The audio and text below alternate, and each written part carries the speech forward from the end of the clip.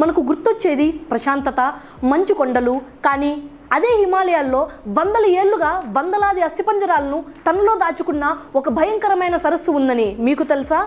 దాదాపు 16,500 అడుగుల ఎత్తులో ఉన్న ఈ రూప్కుండ్ సరస్సు వెనుక ఉన్న అసలు రహస్యం ఏంటి? అవి సైనికులువా లేక ప్రకృతి ప్రకోపానికి బలైపోయిన భక్తులవా? ఈ రోజు మన వీడియోలో ఈ మిస్టరీ లేక్ గురించిన షాకింగ్ నిజాలను తెలుసుకుందాం. ఉత్తరాఖండ్లోని చమోలి జిల్లాలో ఉన్న ఈ రూప్కుండ్ను స్కెలిటన్ లేక్ అని పిలుస్తారు. సముద్ర మట్టానికి సుమారు 16,500 అడుగుల ఎత్తులో ఉండే ఈ సరస్సులో 1942లో వందలాది అస్థిపంజరాలు బయటపడ్డాయి.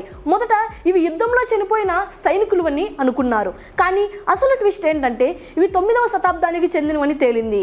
సైంటిస్టుల పరిశోధనల ప్రకారం ఆ సమయంలో క్రికెట్ బంతి పరిమాణంలో ఉన్న భారీ వడగండ్ల వాన కురవడం వల్ల తలలపై బలమైన గాయాలై వీరంతా అక్కడికక్కడే మరణించారు. అయితే 2019 DNA రిపోర్ట్స్ మరో షాకింగ్ నిజం చెప్పాయి. ఇక్కడ ఉన్నవారు కేవలం భారతీయులే కాదు, వేల మైళ్ళ దూరంలో ఉన్న గ్రీస్ దేశానికి చెందిన వారు కూడా ఉన్నారట.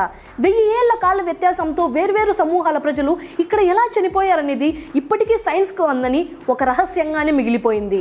స్థానికులు మాత్రం ఇది నందాదేవి ఆగ్రహం వల్ల జరిగిన వినాశనమని నమ్ముతారు.